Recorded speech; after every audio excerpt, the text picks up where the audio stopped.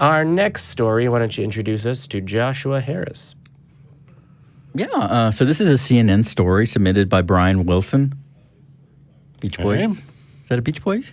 Thank you, Might be. Brian. Via the NonProphets email. And this is a pastor who wrote a best-selling relationship book, says his marriage is over and he is no longer a Christian. Joshua Harris is the author of I Kissed Dating Goodbye, which railed against sex before marriage and homosexuality, sold over 1 million copies, and became a fixture in Christian youth groups after coming out 22 years ago. So we're going in this kind of quarter of a century type thing. After the book came out, by the way, not him. So, he has now refuted all of the findings of that book. yeah, he's kissed dating goodbye. Yeah, and his Christianity. Or he has kissed I kissed dating goodbye would be the thing. Well, yeah, he said he's fallen away, I think was the phrasing. He says, I've lived in repentance for the past several years, repenting of my self-righteousness, my fear-based approach to life, the teaching of my books, my views of women in the church, and my approach to parenting, to name a few. Wow. He wrote in a post. Surprisingly self-aware. Yep. He also says, to all LGBTQ plus community, I want to say that I am sorry for the views that I have taught in my books and as a pastor regarding sexuality. I regret standing against marriage equality, for not affirming you or your place in the church, and for any ways that my writing and speaking contributed to a culture of exclusion and bigotry. I hope you can forgive me.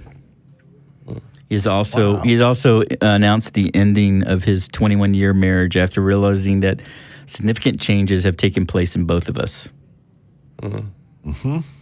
Yeah. I mean, I don't know whether the CNN coverage of it mentioned it, but he did say recently as well that he's not, I've deconverted or, I don't believe in Jesus, but he's, I think, fallen away is a phrase that he referenced as well at one point. Does he go into greater detail? In a place where I would find my own faith really shaken. Right, so he's saying all of the things and indicating things in his mind that lead me to believe that it says while writing on Instagram, by all measurements that I have for defining a Christian, I am not a Christian. Interesting. Yeah. Well, oddly enough, that was how I determined I was an atheist. Back in the day, I looked at myself and said, wow, I fit the definition. Okay, I guess that's what I am. He's not used the A word yet. Yeah. Were you like a hardcore evangelical type Christian? Yes. No, I never had religion. Okay. Yeah. You know, as a little kid, I thought it was entertainment for adults. I never believed it. I thought it was like Santa Claus for adults. Yeah. And then I found out, no, they actually believe it. And I went, holy crap. So it took me a long time to admit, but I am an abuse survivor of religious abuse, as well as sexual and all that nasty stuff. But I mean, so hopefully, in an ideal world, Mr. Harris would see this, but reach out. We're here for you. Jamie at atheist-community.org. Or find me on Twitter, Jamie the Heathen. Or find me on Instagram at Jamie the Heathen. I am an artist. He has stick figure avatars. I do not have stick figure avatars. My face is my first piece of art. It's fantastic. That was the most vain sentence I've ever said in my life. You're welcome. Thank you. Yeah. So it's interesting because it's not just like a best-selling relationship book, right? Like he's the son of what is his name? Pastor Greg, of Greg Harris, who sort of kicked off the whole homeschooling movement and the purity movement and all of this. Ugh. So all of that, should we even hold hands?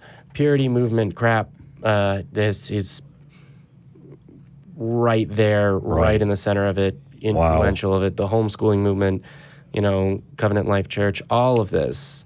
And he sort of stepped away from that. Although this isn't the first time in his life where he's been in a situation that was shitty and his latent humanism has trumped his Christianity, because he was the senior pastor at Covenant Life Church at 30 And in 2015, he announced his resignation from that role due to a desire to broaden his views and connect to other parts of Christianity. He said the isolation of covenant life and a small cluster of churches of which it was a part, which is how these sort of fundamentalist cults form, may have fed leadership mistakes, including the decision of pastors, himself among them, to handle a child sex abuse case internally instead of going to police. So for all of the people that want to defend the mishandling of child rape cases by this religious institution or that religious institution, or even secular institutions that go, oh, well, they were there, they felt trapped, they had these institutional pressures. I really understand that as an influence on a person's choice. That doesn't make the wrong choice right. You go to the police. Right. And I think that at this point, Josh Harris would probably agree with me on that one. And good on him for resigning from that position on that basis. Good for you. Reach out. I think it would be great to have a conversation.